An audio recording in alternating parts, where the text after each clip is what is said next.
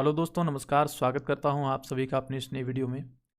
आप लोगों के लिए झारखंड जीके का, चाहे जेएसएससी हो या जेपीएससी हो, सभी की तैयारी के लिए झारखंड जीके का प्रीवियस ईयर का प्रैक्टिस सेट में लेकर आया हूं, जो कि पर डे मैं यूट्यूब में अपलोड करने का प्रयास करूंगा। और एक सेट में 50 क्वेश्चन रहेंगे। 50 क्वेश्चन का हम डिटेल एनालिसिस करेंगे, जिससे कि आगे आने वाली जेएसएससी, सीजीएल हो, उत्पाद सिपाही, झारखंड पुलिस दरोगा, सचिवालय, जितने भी तमाम तरह के एग्जाम जेएसएससी और जेपीएससी के द्वारा लिया जाता है, आप लोगों को झारखंड जीके में बहुत बेनिफिट होने वाला है। आज ये पहला वीडियो है, इसी प्रकार से डेली वीडियो मैं देने का प्रयास करूंगा। पहले वीडियो में आज हम लोग देखेंगे पहली जेपीएससी के पीटी के जो क्वेश्चन है झारखंड जीके का, पेपर 1 का 2003 में हुआ था पहली जेपीएससी। इसका हम लोग पहला 50 क्वेश्चन देखने का प्रयास करेंगे। इसका सेकंड पार्ट में हम लोग 50 क्वेश्चन देखेंगे। इसी प्रकार से डेली वीडियो आएगा और डेली 50 क्वेश्चन आएगा। आज थोड़ा सा इंट्रोडक्शन दे दिया हूँ, इसी को आप लोग सेट वाइज देखिएगा। इसका अलग से मैं प्लेलिस्ट बना दूंगा, ठीक है। प्लेलिस्ट में आप लोग जाकर देखिएगा और थंबनेल पर 1-2 करके क्लास का भी नाम दे दूंगा, तो आप लोग सीरियल वाइज देखिएगा, बहुत इंपॉर्टेंट होने वाला है। सबसे पहला प्रश्न है कि योजना आयोग के विषय में क्या सत्य नहीं है, ठीक है। योजना आयोग के विषय में क्या सत्य नहीं है, यहाँ पर पूछ रहा है सत्य नहीं है। सबसे पहला, इसका अध्यक्ष प्रधानमंत्री होता है, तो ये तो बिल्कुल सत्य है। यह एक अतिरिक्त संवैधानिक निकाय है, तो ये भी क्या है, ये भी आपका जो है ये सत्य है, ठीक है। इसका प्रावधान संविधान में है, तो ये आपका गलत है। इसका प्रावधान जो है संविधान में नहीं है। चौथा नंबर, कृष्णचंद्र पंत अभी इसके उपाध्यक्ष हैं। हालांकि ये प्रश्न, ये ऑप्शन भी गलत है, पर 2003 का क्वेश्चन है, तो उसके हिसाब से ऑप्शन नंबर सी इसका राइट उत्तर हो जाएगा। योजना आयोग का जो स्थापना हुआ था 15 मार्च 1950 को हुआ था, ठीक है। योजना आयोग का स्थापना कब हुआ था? 15 मार्च 1950, आपको याद रखना है। और वित्त आयोग के विपरीत यह जो है एक गैर संविधानिक ही बोल सकते हैं उसको, ठीक है, गैर संविधानिक निकाय है। और इसके जो अध्यक्ष होते हैं प्रधानमंत्री होते हैं, ठीक है। ये आप लोग जानते होंगे कि जो अध्यक्ष होते हैं वो प्राइम मिनिस्टर होते हैं।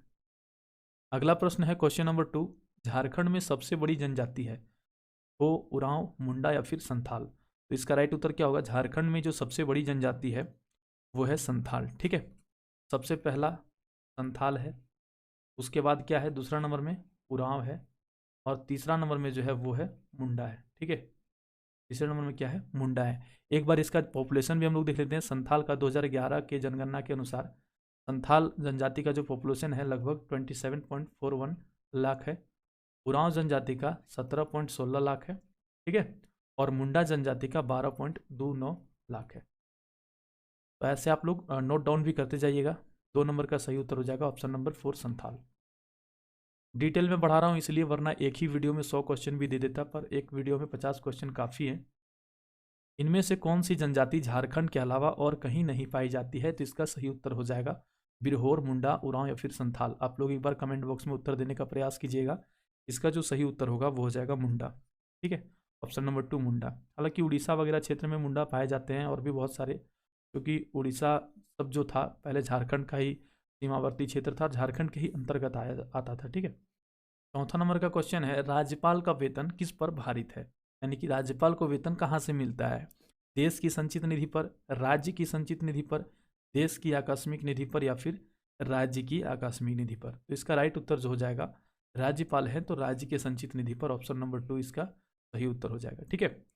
5वां नंबर का क्वेश्चन है, कुछ क्वेश्चन ऐसे हैं जो प्रीवियस ईयर का मैं करवा रहा हूँ, तो उस समय के हिसाब से ये उत्तर जो है गठित किए गए थे। आज के वर्तमान परिप्रेक्ष्य में ये उत्तर गलत भी हो सकते हैं।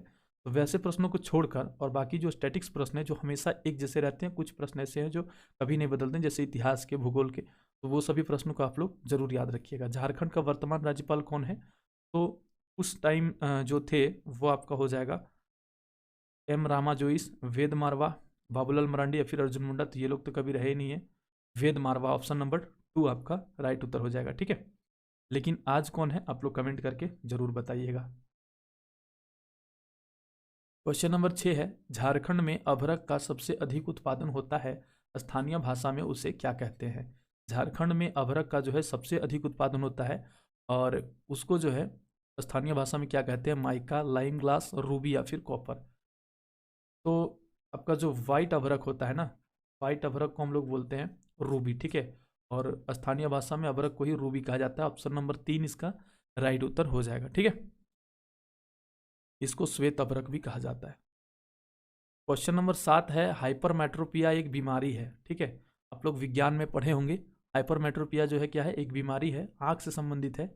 इसमें क्या होता है, निकट दृष्टि दोष, इसको क्या कहते हैं, निकट दृष्टि दोष, वर्णांधता, दूरदृष्टि दोष, या फिर इनमें से कोई नहीं। तो इसका जो सही उत्तर होगा वो आपका हो जाएगा दूरदृष्टि दोष, ठीक है। और मायोपिया मतलब होता है निकट दृष्टि दोष। दूरदृष्टि दोष यानी कि दूर की चीजें साफ दिखाई देती है, ठीक है, दूर साफ दिखाई देता है, दूर की चीजें साफ दिखाई देती है। हाइपरमेट्रोपिया मतलब दूरदृष्टि दोष, और दूरदृष्टि दोष जो होता है उसमें दूर की चीजें साफ दिखाई देती है। अगर निकट दृष्टि दोष है तो निकट की चीजें साफ दिखाई देगी, जो दृष्टि दोष रहेगा वो चीजें दिखाई देती है। इसका कारण क्या है, इसका मूलभूत कारण जो है फोकस दूरी बढ़ जाता है, ठीक है। जैसे हम लोग का आंख में जो लेंस है ना, उस लेंस की फोकस दूरी बढ़ जाती है, तो लिख देता हूँ फोकस दूरी बढ़ जाती है, ठीक है। और इसका उपाय क्या है, कौन सा लेंस हम लोग यूज करते हैं, तो उत्तल लेंस का यूज करते हैं, ठीक है। उत्तल लेंस का यूज करते हैं। उत्तल लेंस को हम लोग बोलते हैं convex mirror, sorry convex lens, convex lens बोलते हैं। अगला प्रश्न है क्वेश्चन नंबर 8, देवघर में शिव मंदिर का निर्माण किसने करवाया था, तो ऑप्शन नंबर ए पूरणमल जी ने करवाया था, ठीक है। 9वां नंबर का क्वेश्चन है, WHO का वर्तमान चेयरमैन कौन है। तो ये प्रश्न उस समय के आधार पर था, ठीक है। ये उस समय पूछा गया था 2003 में, तो 2003 के अनुरूप इसका जो सही उत्तर होगा वो आपका हो जाएगा जोंग वुकली, ठीक है। लेकिन अभी के अनुरूप देखते हैं WHO के बारे में हम लोग थोड़ा सा जानकारी ले लेते हैं। तो WHO जो है वो आपका स्विट्जरलैंड में है, स्विट्जरलैंड के जेनेवा शहर में है। यहाँ पर स्थापित है, स्विट्जरलैंड के जेनेवा शहर में। और हाल ही में करंट अफेयर में आप लोग पढ़े होंगे, जो डॉक्टर हर्षवर्धन है, डॉक्टर हर्षवर्धन है, उनको WHO का कार्यकारी बोर्ड का अध्यक्ष बनाया गया, ठीक है। कार्यकारी बोर्ड का अध्यक्ष बनाया गया है। और इसकी स्थापना कब हुई थी, WHO की जो स्थापना हुई थी 7 अप्रैल 1948 में हुआ था, ठीक है। इतना चीज़ आपको WHO से याद रखना है। स्विट्जरलैंड जेनेवा में है, 7 अप्रैल 1948 को इसकी स्थापना की गई थी। अगला प्रश्न है क्वेश्चन नंबर 10, क्रिकेट विश्व कप 2003 में सबसे अधिक विकेट लेने वाला खिलाड़ी था। जवागल श्रीनाथ, चमिंडावास, जेम्स एंडरसन, या फिर ब्रेटली। जो लोग क्रिकेट देखते हैं वो लोग तो बता ही सकते हैं, परंतु उस समय आप लोग का एज बहुत कम होगा तो शायद आप नहीं देखे होंगे। पर इसका सही उत्तर हो जाएगा चमिंडावास, ठीक है। और ये सब प्रश्न नहीं पूछा जाता है, हालांकि देखिए ये प्रश्न जो है कभी नहीं बदलने वाला है, ये सब प्रश्न आपका एग्जाम में आएगा।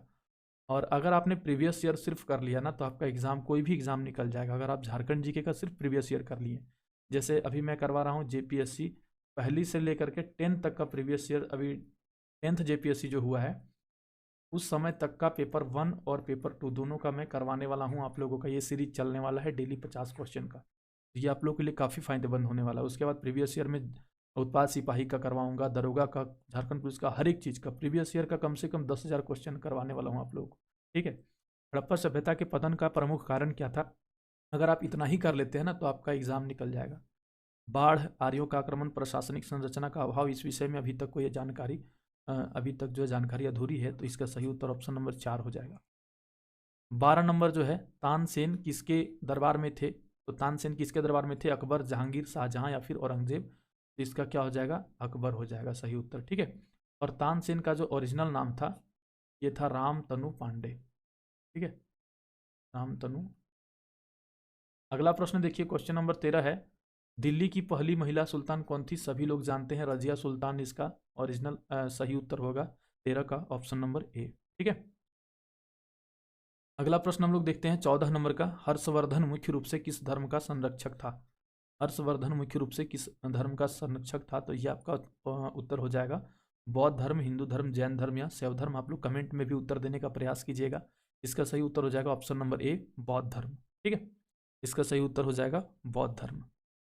15 नंबर का क्वेश्चन क्या कह रहा है, कांग्रेस के किस अधिवेशन में पूर्ण स्वराज की मांग की गई, लखनऊ अधिवेशन, लाहौर अधिवेशन, बंबई अधिवेशन, या फिर कलकत्ता अधिवेशन। कांग्रेस के जितने भी अधिवेशन हुए हैं सभी आप लोग पढ़िएगा, सभी आपके लिए इंपॉर्टेंट है। और कांग्रेस के अधिवेशन से एक प्रश्न हर एक एग्जाम में आता है, SSC, JSSC, railway, RPSC, BPSC, UPPSC, हर एक एग्जाम में आता है कांग्रेस अधिवेशन से प्रश्न। पूर्ण स्वराज का जो मांग किया गया था वो आपका 1929 में किया गया था, ठीक है। और कहाँ किया गया था? लाहौर अधिवेशन। ऑप्शन नंबर 2 आपका सही उत्तर हो जाएगा। और इसके जो अध्यक्षता थी, इसकी अध्यक्षता में की गई थी नेहरू जी के। ठीक है, अगला प्रश्न देखिए, क्वेश्चन नंबर 16 क्या कह रहा है? मुगलों में मनसबदारी प्रथा किसने प्रारंभ किया था? ठीक है, मनसबदारी प्रथा का मतलब क्या होता है? मनसब का मतलब होता है, मनसब का मतलब होता है रैंक या फिर पद। ठीक है, रैंक या फिर पद कहने का मतलब है कि जैसे पहले क्या होता था ना कि सिर्फ सेना रखा जाता था। ठीक है, उसके बाद सेना में भी छटनी होकर क्या होने लगा, जैसे अभी हम लोग के पास क्या है, सिपाही है, फिर आपका हेड कांस्टेबल है, फिर एएसआई है, फिर एसआई है, ठीक है, फिर इंस्पेक्टर है। इस प्रकार से ये जो पद और रैंक मिले हुए हैं, इसी को बोलते हैं मनसबदारी प्रथा। और ये किसके द्वारा किया गया था? मुगलों में मनसबदारी प्रथा किसने प्रारंभ किया था? बाबर, हुमायूं, अकबर या फिर शाहजहां? तो इसका सही उत्तर क्या हो जाएगा? इसका सही उत्तर आपका हो जाएगा अकबर। ठीक है, ऑप्शन नंबर 3 अकबर इसका राइट उत्तर हो जाएगा। अगला प्रश्न देखिए, क्वेश्चन नंबर 17 क्या कह रहा है कि दिल्ली सल्तनत में सबसे ज्ञानी शासक कौन था? सबसे पढ़ा लिखा सबसे ज्ञानी शासक कौन था? इल्तुतमिश, मोहम्मद बिन तुगलक, सिकंदर लोदी या फिर अलाउद्दीन खिलजी? इसका सही उत्तर होगा MBT, मोहम्मद बिन तुगलक। और ये बड़ा मूर्ख आदमी भी था। ठीक है, और इसको जो है रक्त पिपासु भी बोला गया है, रक्त पिपासु भी इसको बोला गया है। ठीक है, और भी इसको क्या बोला गया था? पागल भी बोला गया था, पागल भी बोला गया था।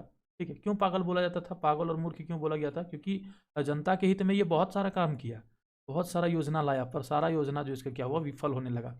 इसीलिए इसको जो है मूर्ख भी बोला जाता था कि मूर्ख शासक था ये। ठीक है, क्वेश्चन नंबर 18 क्या रहा है? बोधिसत्व किन्हें कहा गया है? तो बोधिसत्व गौतम बुद्ध को कहा गया है। ऑप्शन नंबर ए आपका राइट उत्तर हो जाएगा। 19 नंबर क्वेश्चन देखिए, थेरवाद किससे संबंधित है? थेरवाद जो है ये आपका बौद्ध धर्म, जैन धर्म, शैव धर्म या फिर हिंदू धर्म? ये आपका सही उत्तर क्या हो जाएगा? बौद्ध धर्म। ठीक है, थेरवाद किससे संबंधित है? बौद्ध धर्म से संबंधित है। 20वां नंबर क्वेश्चन है, अंग्रेजों ने भारत में अपना शासन समाप्त करने की घोषणा किस तिथि को निर्धारित की थी?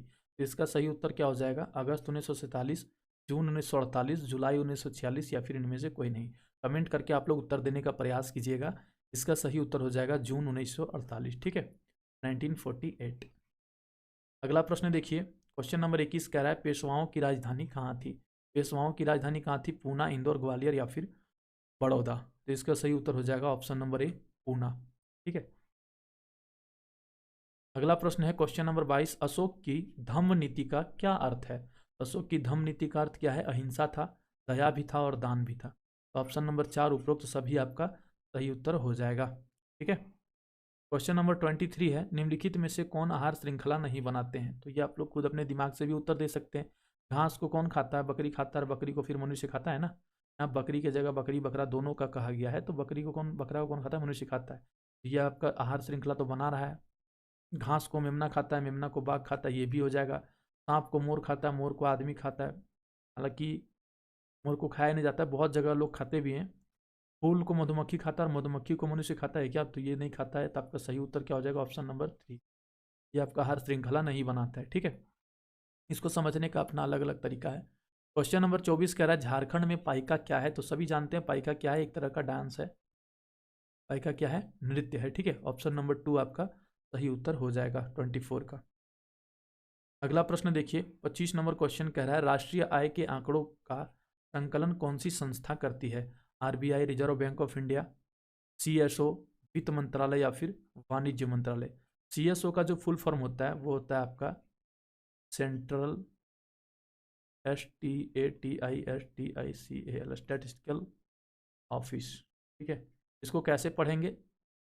इसका हिंदी होता है केंद्रीय संख्यायिकी संगठन। ठीक है, केंद्रीय संख्यायिकी संगठन, इसको हम लोग ऐसे पढ़ेंगे स्टैटी। ठीक है, इसको एक बार पढ़िएगा, स्टैटी और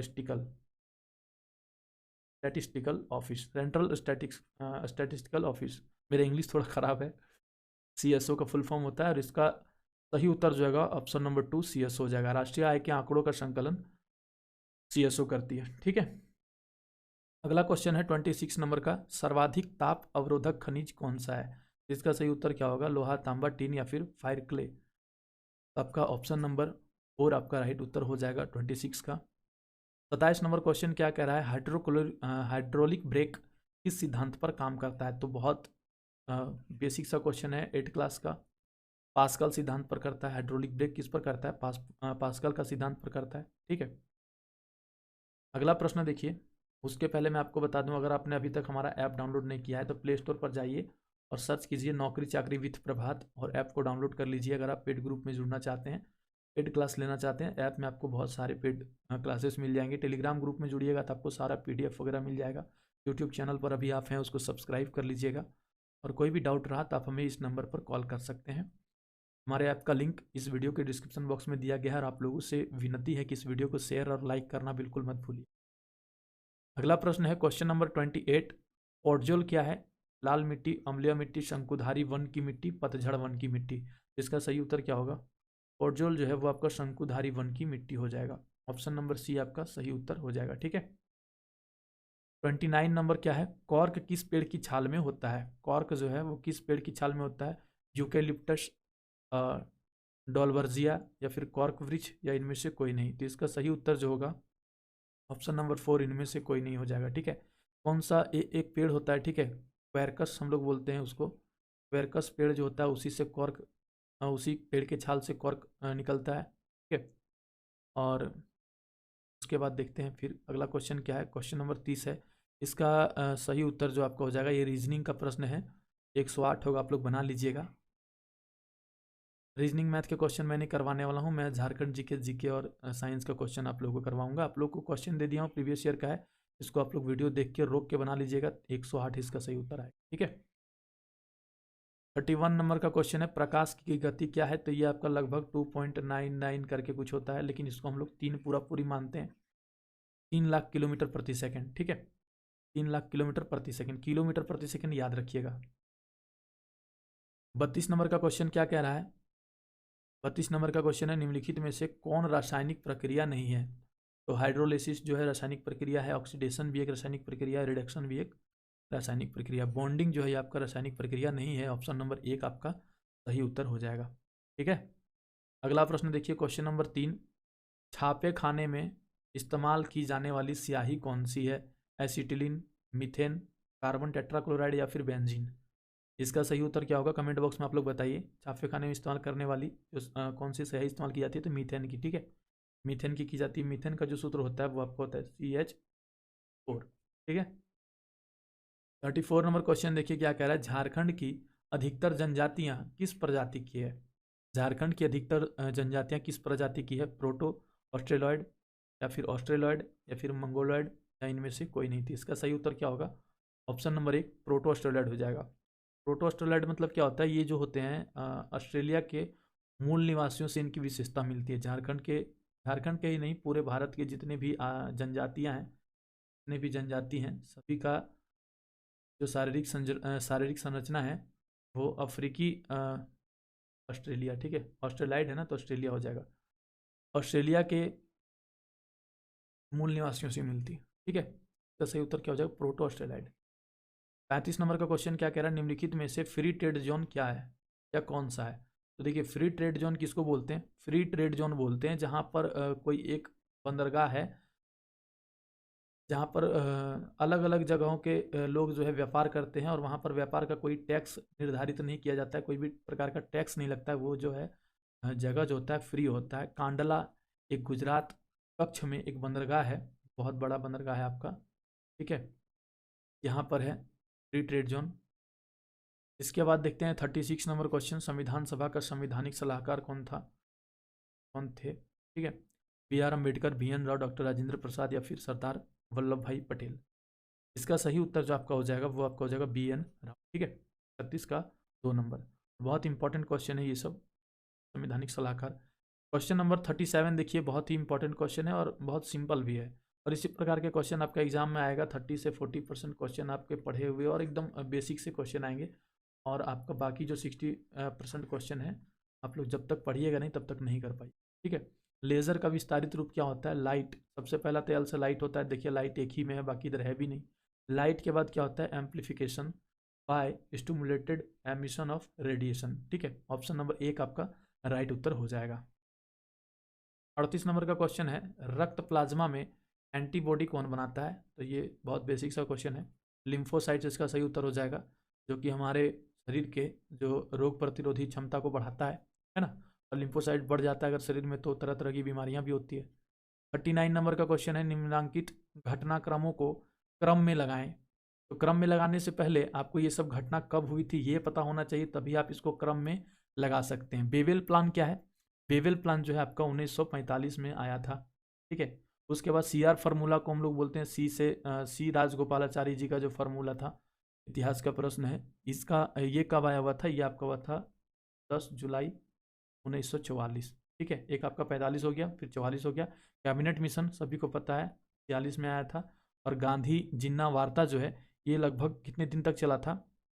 ये आपका 4 सितंबर से 17 सितंबर तक चला था, ठीक है। 4 तारीख से 17 तारीख तक चला था 1944 में। अब इसको बैठाइए कौन सा सही होगा। सबसे पहले क्या था? बेवेल था। बेवेल ए नंबर में है, तो देखिए ए 4 नंबर आपका सही उत्तर हो जाएगा, ठीक है। उसके बाद सबसे पहले बेवेल है, फिर CR है, फिर आपका गांधी जिन्ना है, तब कैबिनेट सबसे, ठीक है। ऑप्शन नंबर ABCD ये आपका इसी प्रकार से। अगला प्रश्न देखिए, क्वेश्चन नंबर 40 कह रहा है खैरवार, ये आपका खरवार आंदोलन कब हुआ था? खरवार आंदोलन बहुत बेसिक सा क्वेश्चन है। देखिए 2003 में जो आपका JPSC में प्रश्न पूछा गया था ना, अभी के स्टूडेंट के लिए वो बेसिक ही है, लेकिन 2003 के स्टूडेंट के लिए वही काफ़ी था। जिस प्रकार से अभी 10वीं JPSC में 7, 8, 9, 10 एक ही बार लिया गया है, तो इसमें जिस प्रकार के प्रश्न पूछे गए हैं आज से 10 साल 5 साल के बाद ये प्रश्न भी उसको सिंपल लगेंगे, क्योंकि कंपटीशन दिन प्रतिदिन इतना बढ़ता जा रहा है। खरवार आंदोलन सभी को पता होगा, इसको बताने का जरूरत नहीं। 1874 ईस्वी में, 1884, 1876, 1878, इसका सही उत्तर क्या हो जाएगा? 1874, ऑप्शन नंबर ए, ठीक है। उसके बाद 41 नंबर का क्वेश्चन है, देखिए भारत द्वारा निर्मित पायलट रहित युद्धक विमान कौन सा है? तो ये 2003 का ही प्रश्न था। हंस, अस्त्र, लक्ष्य या फिर इनमें से कोई नहीं। लक्ष्य हो जाएगा ऑप्शन नंबर 3, ठीक है। अगला प्रश्न है, ब्रह्मोस क्रूज मिसाइल किस देश के सहयोग से बना है? तो ये आपका किससे बना है? रूस के सहयोग से, ऑप्शन नंबर ए, रसिया के सहयोग से बना है, ठीक है। अगला प्रश्न है क्वेश्चन नंबर 43, निम्नलिखित नदियों में से कौन एस्चुअरी नहीं बनाती है? एस्चुअरी और डेल्टा जो है वो आपका अलग अलग चीज़ है। एस्चुअरी का मतलब क्या होता है? जैसे देखते हैं ना, गांव घर में हम लोग तालाब देखते हैं, तालाब के किनारे अगर कोई गड्ढा रह जाता है तो गड्ढे में पानी फंस के रह जाता है ना, उसी प्रकार से नदियों के किनारे किनारे जो झील टाइप का बना हुआ रहता है उसी को हम लोग बेसिकली एस्चुअरी बोलते हैं। कौन सा नदी ऐसा है जो एस्चुअरी नहीं बनाती है? तो ये आपका हो जाएगा महानदी, ठीक है। ऑप्शन नंबर 4 सही उत्तर हो जाएगा, ठीक है। अगला प्रश्न है, दक्षिण की गंगा किसे कहते हैं? दक्षिण की गंगा गोदावरी को कहते हैं, ऑप्शन नंबर ए, गोदावरी सही उत्तर हो जाएगा। अगला प्रश्न है क्या? देखिए 45 नंबर क्वेश्चन, नर्मदा का उद्गम स्थान कहाँ है? देख रहे हैं ना किस प्रकार से प्रश्न पूछा गया था। बहुत सिंपल सिंपल प्रश्न आते हैं। नर्मदा का उद्गम स्थान कहाँ है? विंध्य, अमरकंटक, भेड़ाघाट या फिर इनमें से कोई नहीं, तो इसका क्या हो जाएगा? अमरकंटक, ठीक है। ऑप्शन नंबर 2 आपका सही उत्तर हो जाएगा, अमरकंटक। और नर्मदा नदी ही एक ऐसी नदी है जो उल्टा बहती है। नर्मदा नदी कैसी बहती है? उल्टी बहती है। कैसे उल्टी बहती है? ये आपका पूरब से पश्चिम की ओर बहती है। हालांकि भारत की जितनी भी नदियां हैं, अधिकतर नदियां जो हैं पश्चिम पूरब की ओर बहती है, पर नर्मदा जो है ये आपका पूरब से पश्चिम की ओर बहती है, ठीक है। उल्टी बहने वाली नदी भी इसको बोलते हैं। 46 नंबर क्वेश्चन देखिए, 10वीं पंचवर्षीय योजना की अवधि क्या थी? पंचवर्षीय योजना से भी एग्जाम में प्रश्न पूछा जाता है, तो इसको आप लोग नेग्लेक्ट नहीं कर सकते, इसको भी जरूर पढ़िएगा। 2001 से 2006, 2002 से 2007, 2003 से 2008, 2004 से 2009, ठीक है। ये आपका सही उत्तर जो हो जाएगा 2002 से 2007 तक। और इसमें 2002 से 2007 तक कौन कौन थे? एक आपके अटल जी होंगे, और अटल जी प्लस मनमोहन, ठीक है। अटल जी और मनमोहन जी दोनों मिलके किए थे। इसका बेसिक फंडा क्या था कि 8% हम लोग जो है GDP का ग्रोथ हर वर्ष पर ईयर करेंगे, ठीक है। 10वीं पंचवर्षीय योजना का क्या नाम था कि 8% GDP हम लोग पर ईयर ग्रोथ करेंगे, पर हुआ कितना था? लक्ष्य रखा गया था इतना, पर 7.6 के अराउंड जो है हुआ था अप्रोक्स। और उसके बाद एक और था लक्ष्य, क्या? 50% गरीबी को कम करेंगे। तो अगर 10 लोग गरीब हैं तो 5 लोग को गरीब बना देंगे, मतलब 5 लोग को अमीर ठीक करेंगे, 5 लोग फिर भी रह जाएंगे। 50% गरीबी उन्मूलन की बात भी इसी योजना में की गई थी, ठीक है। उसके बाद 47 नंबर का क्वेश्चन है, दुमका का हिजला मेला किस नदी के किनारे लगता है? मेलाओं से बहुत ज़्यादा प्रश्न आते हैं। मेला किस नदी के किनारे लगता है? मयूराक्षी, दामोदर, वड़ाकर या फिर स्वर्ण रेखा? इसका सही उत्तर क्या हो जाएगा? मयूराक्षी हो जाएगा, ठीक है। तो सही उत्तर क्या हो जाएगा? मयूराक्षी हो जाएगा। अगला प्रश्न है 48 नंबर क्वेश्चन, जवाहर रोजगार योजना को किस पंचवर्षीय योजना में शामिल किया गया था? जवाहर रोजगार योजना 2 योजनाओं के मेल से बना हुआ था और इसको जो है, इसका सही उत्तर हो जाएगा 7वीं पंचवर्षीय योजना में इसको शामिल किया गया था। इसमें क्या था, गरीब पिछड़े क्षेत्र के जो मजदूर थे उसको 90 से लेकर के 100 दिन तक का मिनिमम जो है कम से कम उन लोगों को रोजगार देने का प्रावधान था। ठीक है, जवाहर रोजगार योजना 7वीं पंचवर्षीय योजना में इसको शामिल करा गया था। ठीक है, 48 नंबर का हो जाएगा। और इसको कब लाया गया था? 1989। और कौन लाए थे? राजीव गांधी जी लाए थे। ठीक है, राजीव। बहुत इंपॉर्टेंट क्वेश्चन है। अगला प्रश्न देखिए, क्वेश्चन नंबर 49, झारखंड का राजकीय फूल कौन सा है? बहुत ही हार्ड क्वेश्चन है। कमल, पलाश, गुलाब या फिर गेंदा? हार्ड हो या आसान हो, बहुत इंपॉर्टेंट है हमारे लिए क्योंकि हमारा झारखंड से संबंधित है। तो झारखंड का राजकीय फूल कौन सा है? कमल, पलाश, गुलाब या फिर गेंदा? उम्मीद करूंगा कि इसका उत्तर आप लोग कमेंट बॉक्स में दोगे। ठीक है, कमेंट बॉक्स में इसका उत्तर जरूर दीजिएगा। एक बार और क्वेश्चन पढ़ लीजिए, झारखंड का राजकीय फूल कौन सा है? कमल, पलाश, गुलाब या फिर गेंदा? क्वेश्चन नंबर 50 और इस वीडियो का अंतिम प्रश्न, इसके बाद एक 51 दिख रहा है जिसको भी हम लोग कर लेते हैं, देखते हैं। निम्नलिखित में से किस यूरोपीय देश ने यूरो को अपनी मुद्रा मानने से इनकार कर दिया? तो ये 2003 की बात है, समय का प्रश्न है। तो ये क्या हो जाएगा इसका सही उत्तर? इसका हो जाएगा ब्रिटेन, फ्रांस, स्विट्जरलैंड या फिर इटली। हो जाएगा आपका ब्रिटेन। ठीक है, और ब्रिटेन में ऋषि सुनक जो है वो किस पद पर हैं, आप लोग कमेंट करके ज़रूर बताइएगा। और आप लोग अगर अभी तक हमारे टेलीग्राम ग्रुप में नहीं जुड़े हैं तो अभी इस वीडियो को एंड होने के बाद आप लोग सर्च कीजिएगा टेलीग्राम में नौकरी चाकरी विद प्रभात, और आप लोग जुड़ जाइएगा। वहाँ आपको PDF मिल जाएगा। हालांकि आप अपना हमारा जो ऐप है उसको भी आप डाउनलोड कर सकते हैं, प्ले स्टोर में सर्च करके ऐप को रिव्यू भी दे दीजिएगा। 5 स्टार 4 स्टार, कम से कम 5 स्टार जरूर दे दीजिएगा। और इसको कैसे डाउनलोड कर सकते हैं, इस वीडियो के डिस्क्रिप्शन बॉक्स से डाउनलोड कर सकते हैं। ये पहला सेट है और सभी स्टूडेंट के लिए मैं कम से कम 50 सेट तो लाऊंगा भाई। 50 सेट में से 50 क्वेश्चन आप लोगों के रहेंगे एग्ज़ाम से पहले। ठीक है, कोई भी एग्ज़ाम से अभी कोई भी एग्ज़ाम होगा उसके पहले 50 सेट आ जाएगा। और ये जो हमारा सेट है ये चलता रहेगा हमेशा के लिए। ठीक है, जब तक आपका झारखंड दरोगा, झारखंड पुलिस वगैरह की भर्ती आएगी, JPSC की भर्ती आएगी, तब तक लगभग 10,000 प्रश्न आप लोगों को करवाने का टारगेट रखा हूँ। 51 नंबर और इस वीडियो का अंतिम प्रश्न, इसके बाद कल हम लोग देखेंगे फिर बाकी बचे 50 प्रश्नों को। ठीक है, आप लोग कल भी वीडियो को जरूर देखिएगा और उसके बाद इस वीडियो को लाइक कमेंट जरूर करिएगा। कम से कम 1000 लाइक का टारगेट रखते हैं इस वीडियो में। 1000 लाइक करवा दीजिएगा, शेयर कर दीजिएगा, चैनल को सब्सक्राइब कर लीजिएगा। ठीक है, यही हम लोगों का मोटिवेशन है। ये सब PDF बनाने में बहुत मेहनत लगता है, वीडियो बनाने में, एडिट करने में, तो कम से कम इतना तो आप लोग कर ही सकते हैं, है ना। पुर्तगालियों ने गोवा को किस शासक से जीता था? पुर्तगालियों ने गोवा को किस शासक से जीता था? जमोरिन, यूसुफ आदिल शाह, नवाब शाह या फिर शहादत खां? इसका सही उत्तर आपका हो जाएगा आदिल शाह। ठीक है, आदिल शाह से जीता था पुर्तगालियों ने। और कौन जीता था? एक था ओम्फो अफोंसो, का नाम मैं इसे ओम्फो बोलता हूँ, अफोंसो डी अल्बुकर्क। ठीक है,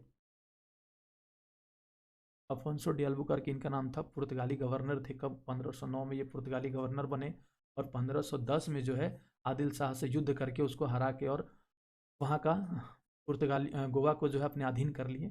और वहाँ के शासक उस समय किसको हराए थे? आदिल शाह को हराए थे। कौन हराए थे? Afonso de Albuquerque. ठीक है, ये आखिरी वीडियो, ये आखिरी क्वेश्चन था। उम्मीद करता हूँ कि ये सेशन आपको बहुत अच्छा लगा। कमेंट करके जरूर बताइएगा, ये फर्स्ट वीडियो है तो आप लोग कमेंट करके जरूर बताइएगा कि ये आपके लिए कितना इंपॉर्टेंट है और इसको आगे कितना दिन तक चलाया जा सके। जब तक आप लोग सपोर्ट कीजिएगा तब तक ये चलेगा। और JSSC या JPSC किसी भी एग्ज़ाम की आप तैयारी कर रहे हैं ना, तो आपको प्रीवियस ईयर जो है बहुत इंपॉर्टेंट हो जाता है। अगर आपने सभी अब तक 2000 ईस्वी से लेकर के अब तक जब तक जितना भी एग्ज़ाम हुआ है ना, जितना भी एग्ज़ाम हुआ झारखंड में, आप उसका अगर प्रीवियस ईयर का कर लेते हैं तो आपके लिए और कुछ भी बाकी नहीं बच जाता है। ठीक है, please like comment share and don't forget to subscribe our channel. मिलते हैं फिर किसी नए वीडियो में, तब तक के लिए धन्यवाद। जय हिंद, जय भारत।